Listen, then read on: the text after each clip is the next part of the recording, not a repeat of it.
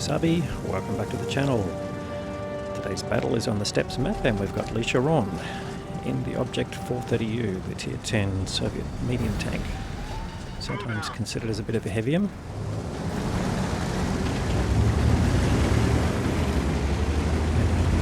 Let's see how he plays the map and got any tips from that.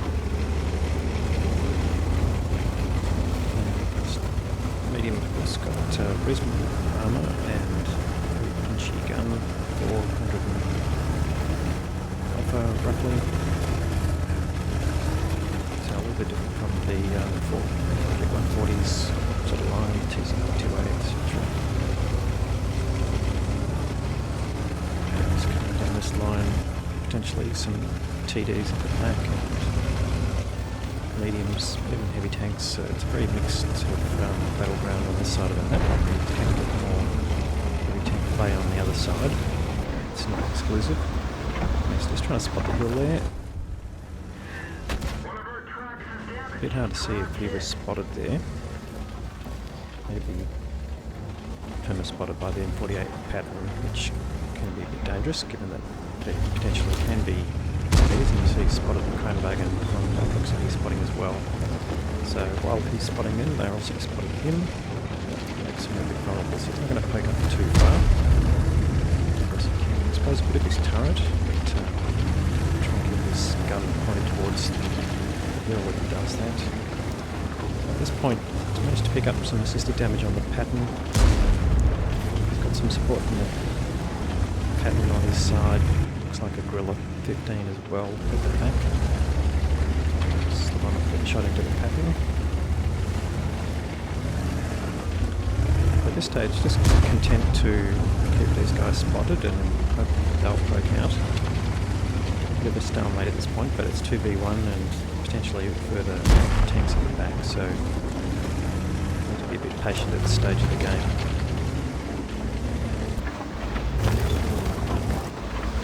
The game's a bit jumpy. I'm not 100% sure what's causing that, if that's a replay bug or not.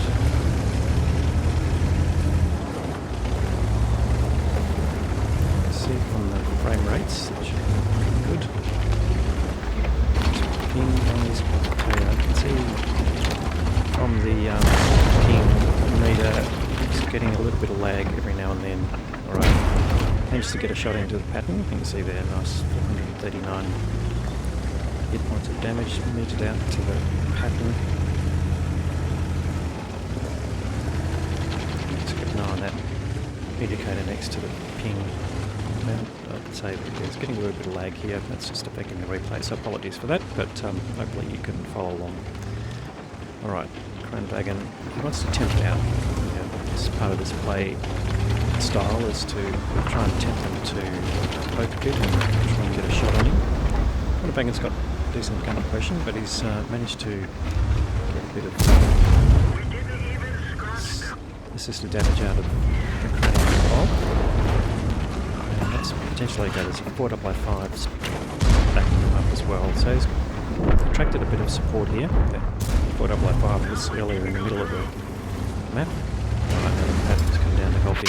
Alright, so he's going to take a hit here, but he can go after the Kranwagen because he knows he's clipped out. And he's moving forward as much as possible, not just to try and get a side view of the Kranwagen, which he's doing, but also to get under the guns of the tanks and TDs on the hill that's now in front of him. So now he's got the side view of the Kranwagen. And here comes the Striv. It's a very bold move by the Striv to try and go for him, given that he can't be in siege mode, but Striv driver taking it on, but he's now surrounded and it's not going to last very long. They've also got the Udez coming in. Gets the kill on Striv, and now we can focus on the Udez who's taken out the pattern. That's fine, but he's now vulnerable, and he puts a nice shot into him. Takes the incoming shot on his tracks. He has lost a bit of health now, but the Striv taking 700 worth of damage out of him. Good work by the Striv driver, but I think perhaps realised that some damage rather than none. And he takes another shot on his tracks from the Udez, and that Udez basically is in real trouble. The Guerrilla comes along and fails to dispose of him, but hopefully we'll do that right now. So brings up 3.5k damage, and he's done 2 kills. He's got 2 kills. My English is escaping me. Now we've got a Gorilla 15 at the back, and is he loading HE? Certainly is. Right. By the time he comes around the corner, he will have loaded, and he should get a shot on the Gorilla 15. And the trick with the Gorilla 15 is just to go for the shield at the top. Don't expose too much of you, and the Gorilla 15's around to try and do some damage. And he bounces the incoming round there, so a bit of luck there. But he keeps pumping HE rounds into the Gorilla 15, getting over 500 hit points, and this is good accumulation damage here. Goes for the shield again and gets the kill, and now he's actually sitting at 5k, and we are 6 minutes into the game, so it's a good rate of fire here. Some incoming artillery. Takes out the Gorilla 15, it's a bit unfortunate. Now he's got the Minotauro there, he's going to go for the Cupola. Minotauro waving the gun in the air, which is actually seems to have helped. Taking a shot on the gun, and the Minotauro's had to fire, so he puts the gun in the air again, which doesn't prevent the incoming round going through the Cupola and eliminating from the game. So they're on a bit of a roll now. They've got twice the hit points of the enemy team, and 6 tanks up. Lee now can wrap around. Most of the enemy tanks are around on the other side of the map. There's just the Minotauro there. No light tanks in this game, so that's definitely a bonus. And he's got the Conqueror GC there. Lines him up. And bounces. Oh, he's firing HE, so he's going to try and get him with this one. Conqueror GC is still there, but unfortunately he doesn't arrive in time. He gets taken out by another tank, but he gets all the spotting damage there, which is just as good.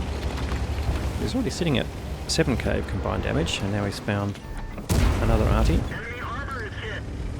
Puts a shot into him, and he'll wait for that and get the kill. With all these 31 hit points of damage left, which he does. Brings up 5 kills. He's got a chance to get a top gun here, and get a total of 6k. And that's the can opener. There's only one tank left. Can he get the back of him? No, he can't.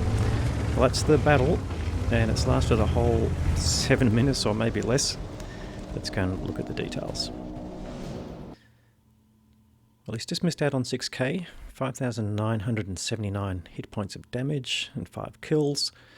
He's also picked up 2,053, so we're looking at just over 8k combined. Great result there, and it certainly helped him getting more marks of excellence. He's also blocked 2.6k, and that gives you an idea of, why it's called a bit of a heavier. The armour of the 430U does stand up a bit better than some of the other Soviet mediums. He's picked up the high caliber board for the most damage and the ace tanker badge. Let's have a look at the team score. So he's finished on top of experience, 1395, well in front of the rest of the team. Also damage wise, we've got 2 tanks doing over 3k, which is good, but decent spread of damage amongst the rest of them. On the enemy team, only 1 tank ended up with over 3k, which was the T110E3, and the rest not doing all that well. Let's have a look at that Stroop 103B. Yes, 1300 hit points of damage. He must have realised that he was going to run out of time and tried to get a bit more extra, I would say. Alright, let's have a look at the details here. He's fired 21 shots in the battle, 19 hits, so good shooting, 15 penetrations out of that. Did have some battle payments running, so ended up with a net result of 70,900 credits of income, which is pretty decent there. So judicious use of standard ammunition and HE gave him some pretty decent results there. Anyway, another great game there from Lee. Always seems to have some good results, and I'm happy to play them on the channel. If you're watching this and you enjoyed it, please give it a thumbs up. If you've got some comments to make, please leave a comment. Let's love to get some interaction there. We'll have more great content to follow. Thanks very much for watching.